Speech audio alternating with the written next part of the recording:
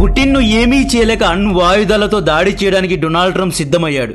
రష్యాతో ఆయిల్ కొన్నందుకు India Brazil పైన టారిఫ్ వేసిన విషయం మనందరికీ తెలుసు. ఎన్ని టారిఫ్ వేసుకున్నా రష్యాతో ఆయిల్ ను కొనేదే అని ఇండియా కూడా మొండి పట్టుకొని కూర్చోంది. పుటిన్ ను ఓడించడానికి సామధాన దండ భేద అన్ని రకాలుగా ట్రంప్ ట్రై చేస్తున్నాడు.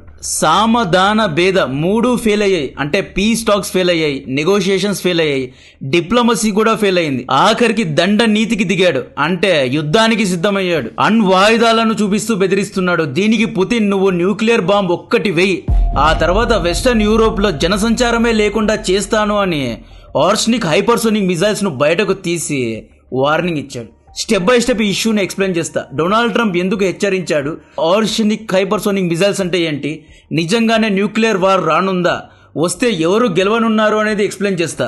జూలై 14 రోజు ట్రంప్ రష్యాకు 50 days డెడ్ లైన్ ఇచ్చాడు. అంటే సెప్టెంబర్ 1st వీక్ లోపు రష్యా యుద్ధాన్ని ఆపేయాలి అనే వార్నింగ్ ఇచ్చాడు. దీన్ని ఆబ్వియస్లీ పుటిన్ కేర్ చేయలేదు. యాక్చువల్లీ ఇప్పుడు ప్రపంచ దేశాల్లో ఉన్న చాలా మంది నాయకులు డొనాల్డ్ ట్రంప్ స్టేట్మెంట్స్ ను పట్టించుకోవడం లేదండి. యుక్రెయిన్ సీజ్ ఫైర్ కు సంబంధించినంత వరకు పుటిన్ ఇప్పటి వరకు కేవలం ప్రిజనర్ ఎక్స్చేంజ్ కు మాత్రమే ఒప్పుకున్నాడు. Cease fire terms and conditions కు ఇంకా పుతిన్ ఒప్పుకోవడం లేదు. పుటిన్ యుక్రెయిన్ పై పెట్టిన డిమాండ్ ఏంటి అంటే ఈ యుద్ధంలో రష్యా గెలుచుకున్న లొహెన్స్క్, డొనెట్స్క్ అండ్ జియోపార్జియా వంటి ఏరియాస్ రష్యావే అని అంతర్జాతీయ దేశాలు గుర్తించాలంట. Cease fire without victory is waste of time అంటున్నాడు పుటిన్.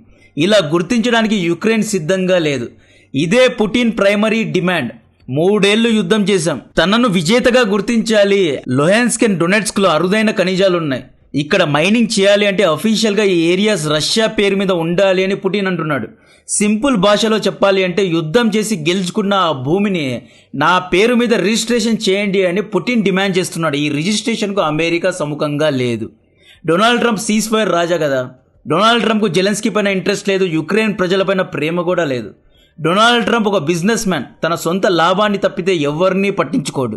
వరల్డ్స్ మోస్ట్ పవర్ఫుల్ పీపుల్లో తన పేరు ఉండాలి అని చెప్పి డొనాల్డ్ ట్రంప్ తాపత్రయపడుతున్నాడు. పుటిన్ ను సీజ్ ఫైర్ చర్చకు జస్ట్ కూర్చోబెట్టి పుటిన్ ద్వారా 1 నెల రోజులు యుద్ధాన్ని ఆపి ట్విట్టర్లో, ట్రూత్ సోషల్లో నేనే యుద్ధాన్ని ఆపాను, వరల్డ్ వార్ 3ను ఆపాను అని సెల్ఫ్ డబ్బా కొట్టుకోవడానికి, నోబెల్ పీస్ ప్రైజ్ ను గెలుచుకోవడానికి డొనాల్డ్ ట్రంప్ ట్రై చేస్తున్నాడు. బరాక్ ఒబామా లాగా తనకు కూడా పీస్ ప్రైజ్ వచ్చింది అని అందరితో చెప్పుకోవాలి అని చూస్తున్నాడు. పుటిన్ కేజీబీ ఏజెంట్ కాబట్టి ట్రంప్ వేస్తున్న వలలో పుటిన్ పడడం లేదు.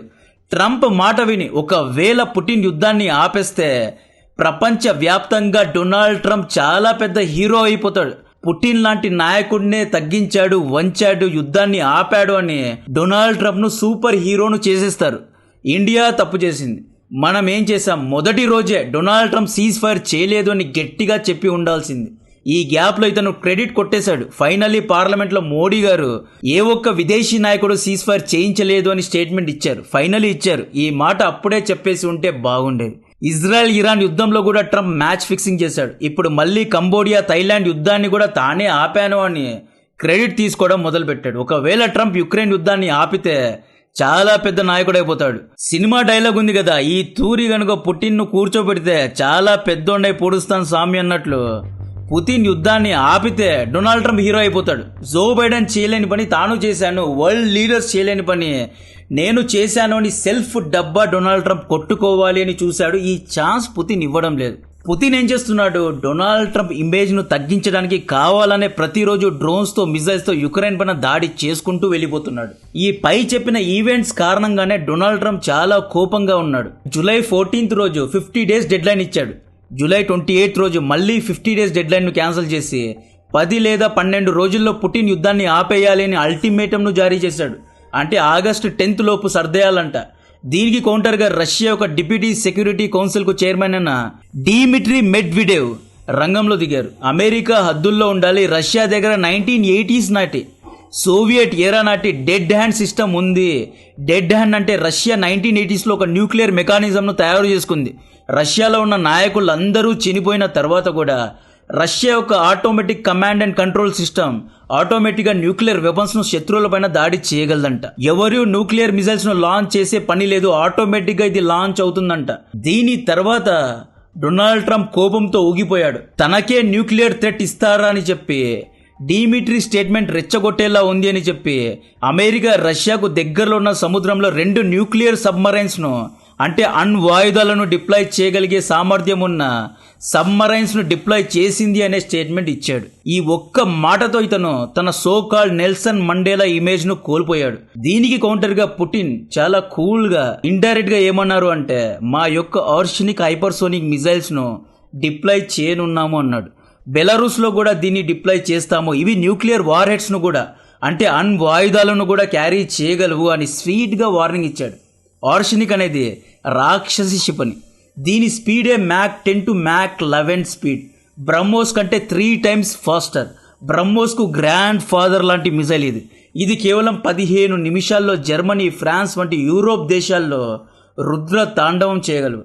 దీన్ని ఇంటర్సెప్ట్ చేయడానికి వెస్ట్ యూరోప్ దేశాల దగ్గర యాంటీ మిసైల్ డిఫెన్స్ సిస్టమే లేదు. వెస్టర్న్ దేశాల దగ్గర థాడ్, ఎగిస్, యారో వంటి యాంటీ మిసైల్ డిఫెన్స్ సిస్టమ్స్ ఉన్నాయి, కానీ ఇవి ఆర్షనిక్ వంటి హైపర్ సోనిక్ మిజైల్స్ను ఇంటర్సెప్ట్ చేయలేవు. మ్యాక్ 10 స్పీడ్లో వచ్చే మిజైల్ను డెఫినెట్గా ఆపలేవు. క్లియర్గా ఈ దేశాలు రష్యన్ ఎక్స్పోజర్లో ఉన్నాయి. ఇక్కడ పుటిన్ ఏమంటున్నాడు అంటే రష్యా అనేది ఇరాన్ లేదా ఇజ్రాయెల్ కాదు, యుద్ధాన్ని ఆపేయంటే ఆపేయడానికి నేను థైలాండ్ కాదు అంటున్నాడు. ఈ ఆర్షనిక్ మిజైల్స్ ఒక్క మిజైల్ కాదు, ఇది MIRV అంటే multiple independently targetable reentry vehicle అనే టెక్నాలజీ కలిగి ఉన్న మిజైల్స్. ఇవి 6 మిజైల్స్ యొక్క సమూహం ఇది. దీని నుండి ఎవరూ తప్పించుకోలేరు. ఒక్క missiles Russia Berlin and Paris పైన దాడి చేయగలదు, ఒకేసారి 2 దేశాలపైన దాడి చేయగలదు. అది ఎలా అంటారా, ఆర్షనిక్ ను రష్యా బోర్డర్స్ నుండి లేదా బెలారూస్ నుండి లాంచ్ చేస్తే ఇది భూమికి 80 కిలోమీటర్ల ఎత్తుకు వెళ్ళి 6 ఇండిపెండెంట్ మిజైల్స్ లాగా విడిపోతుంది. ఈ 6 ఇండిపెండెంట్ మిజైల్స్ వేరు వేరు చోట్లకు వెళ్ళి హిట్ అవుతాయి. ఆన్ ఎయిర్లోనే ఇది తమ పాత్ను చేంజ్ చేసుకుంటుంది కాబట్టి దీంట్లో హైపర్సోనిక్ క్యాపబిలిటీస్ ఉన్నాయి కాబట్టి దీన్ని ఏ ఒక్క యాంటీ మిసైల్ డిఫెన్స్ సిస్టమ్ కానీ ఇంటర్సెప్ట్ చేయలేదు. అంటే ప్రపంచంలోనే ఎవరే కానీ హైపర్సోనిక్ మిజైల్స్ను ఇంటర్సెప్ట్ చేసే యాంటీ మిసైల్ డిఫెన్స్ సిస్టమ్ను కనుక్కోలేదు. థాడ్ కూడా దీన్ని ఇంటర్సెప్ట్ చేయలేదు అన్నమాట. ఒకవేళ రేపు ట్రంప్ రష్యా పైన అణ్వాయుధాలతో దాడి చేశాడు అనుకోండి, రష్యా కేవలం 2 నిమిషాల్లో వార్సో పైన, 5 నిమిషాల్లో బెర్లిన్ పైన, 5 నిమిషాల్లో ప్రాగ్ పైన, కేవలం 6 నిమిషాల్లో వియన్నా పైన, 9 నిమిషాల్లో ప్యారిస్ పైన, 8 నిమిషాల్లో బ్రజల్స్ పైన, 8 నిమిషాల్లో ఆమ్స్టర్డామ్ పైన, 10 నిమిషాల్లో రోమ్ పైన, 14 నిమిషాల్లో మాడ్రిడ్ పైన, 9 నిమిషాల్లో లండన్ పైన ఆర్షనిక్ మిజైల్స్తో రుద్ర తాండవం చేసే కెపాసిటీ రష్యా దగ్గర ఉంది. కాబట్టే దీన్ని చూసి వెస్టర్న్ యూరోప్ దేశాల్లో లిటరలీ పోసుకుంటాయి. సో సింపుల్గా పుటిన్ ఆర్షనిక్ వార్నింగ్ ఇచ్చాడు, ఆర్షనిక్ను చూపించాడు. ఈ మిజైల్ నా వెనకుంది, దమ్ముంటే నా పైన అణ్వాయుధాలు ప్రయోగించు. ఆ తర్వాత చూడు వెస్టర్న్ యూరోప్ దేశాల్లో జనసంచారమే లేకుండా చేస్తా. 1996లో చనిపోయిన బాబా వంగా చెప్పిన ప్రెడిక్షన్ ను నిజం చేస్తా. బాబా వంగా ఏమన్నారు, 2014 తర్వాత యూరోప్లో జనసంచారమే ఉండదు, ఇట్స్ ఇన్హాబిటబుల్ అని చెప్పారు. సో ఆవిడ ప్రెడిక్షన్ ను నిజం చేస్తా అన్నట్లు పుతిన్ చాలా స్వీట్గా షర్టు ప్యాంటు వేసుకొని చాలా స్వీట్గా వార్నింగ్ ఇచ్చాడు. రష్యా దగ్గర 5800 న్యూక్లియర్ వెపన్స్ ఉన్నాయి, అమెరికా దగ్గర 5200 న్యూక్లియర్ వెపన్స్ ఉన్నాయి. సో క్లియర్ గా రష్యాను ఎవరు ఓడించలేరు. డొనాల్డ్ ట్రంప్ డెస్పరేషన్ లో రష్యాకే వార్నింగ్స్ ఇస్తున్నాడు. సో న్యూక్లియర్ వార్ రావడం ఇంపాసిబుల్. ఒకవేళ వచ్చినా యూరోప్ కాస్ట్ పైన వస్తుంది. రష్యా తలుచుకుంటే 19 నిమిషాల్లో మొత్తం వెస్టర్న్ యూరోప్ దేశాలను సర్దేయగలదు. ఈ యుక్రెయిన్ యుద్ధం ఆగిపోవాలి లేదా ఎండ్ అవ్వాలి అంటే లొయన్స్క్, డొనెట్స్క్, క్రైమియా ఈ 3 ప్రాంతాలను రష్యా పేరు మీద రిజిస్ట్రేషన్ చేయాలి. అంతేగాని అణ్వాయుధాలతో దాడి చేస్తాము అంటే పుతిన్ తగ్గేలా లేడు, టచ్ చేస్తే లేపేసేలా ఉన్నాడు. ఇంకొక స్టేట్మెంట్ ఏంటి అంటే ఆర్షనిక్ మిజైల్స్ యొక్క ప్రొడక్షన్ ను రష్యా వేగవంతం చేసిందంట. ఆ మెంటల్ మిజైల్స్ యొక్క నంబర్స్ ను వీళ్ళు పెంచుకున్నారా, చాలా పెద్ద విధ్వంసాన్నే చూడగలరు. డొనాల్డ్ ట్రంప్ తిక్కకు, ఈయన నోబెల్ ప్రైజ్ పిచ్చికి యూరోప్ దేశాల ప్రజలు బలయ్యే ప్రమాదం చాలా గట్టిగా ఉంది. ఇండియా కూడా చాలా గట్టిగా నిలబడిందండి. రష్యా నుండి ఆయిల్ కొనేదే, ఏం కొంటారో పీక్కోండి అన్నట్లు స్టేట్మెంట్ ఇచ్చారు. మోడీ గారు కూడా ఇండియా రానున్న రోజుల్లో వరల్డ్ 3rd లార్జెస్ట్ ఎకానమీ అవ్వనుంది, ఎవరు మమ్మల్ని తక్కువగా చూడకూడదు అన్నట్లు స్టేట్మెంట్ ఇచ్చారు. సో డొనాల్డ్ ట్రంప్కు భయపడే పరిస్థితి లేదు. ముఖ్యంగా పుటిన్ లాంటి నాయకుడు, వరల్డ్స్లోనే one of the most powerful నాయకుడు, డొనాల్డ్ ట్రంప్ ఇచ్చిన ఒక స్టేట్మెంట్కు భయపడే ఛాన్సే లేదు. కంటెంట్ నచ్చితే వీడియోను లైక్ చేయండి, ఛానల్ను సబ్స్క్రైబ్ చేసి అందరికీ షేర్ చేయండి. జై హింద్.